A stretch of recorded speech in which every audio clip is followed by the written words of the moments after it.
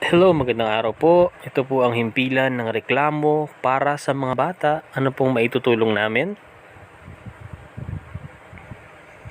Hmm. Ano po palang pangalan nyo? At ilan po ang anak nyo? Sige po.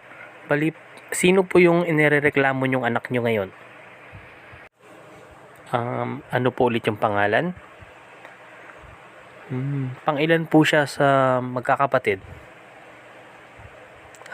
Ganun po ba? Ano po ba mga pinaggagawa niya? Mhm. Mhm. Grabe po pala ano. Kung sa tutuusin po, dapat yung mga ganyan pinaparusahan eh. Kaya tama lang po na tumawag kayo sa amin. Bali marami na rin nakalista ngayon dito sa amin. Maraming pangalan na mga nagreklamong magulang tungkol sa mga makukulit nilang anak. Opo, sige. So, bali po ganito, pakisend na lang po ang address at cellphone number. Okay po. Para mapuntahan namin dyan, makausap namin siya.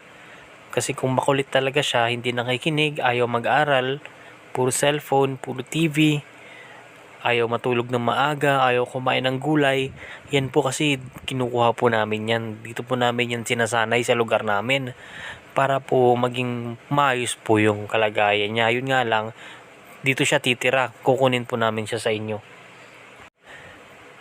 Opo, bali po may bayad po. Siya po yung magbabayad, yung anak niyo po ang magbabayad ng 5,000 po. Tapos 500 po para sa pamasahe. Sige po, kung hindi niya po kayang bayaran, pwede naman niyang pagtrabahuhan dito. Maghuhugas siya ng plato, magwawalis, magpapakain ng aso. Kaya nga lang yung mga aso namin nangangagat, okay lang ba yon? Oo, so ganoon na lang po ano. So mag-usap muna kayo, kausapin muna siya. Kapag wala nagbago, hindi siya nagtino o hindi siya bumait, hindi siya sumunod.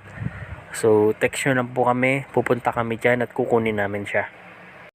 Sige po, sana nakikinig siya ngayon para magbago na siya, maging mabait na ano. O sige po, bye bye.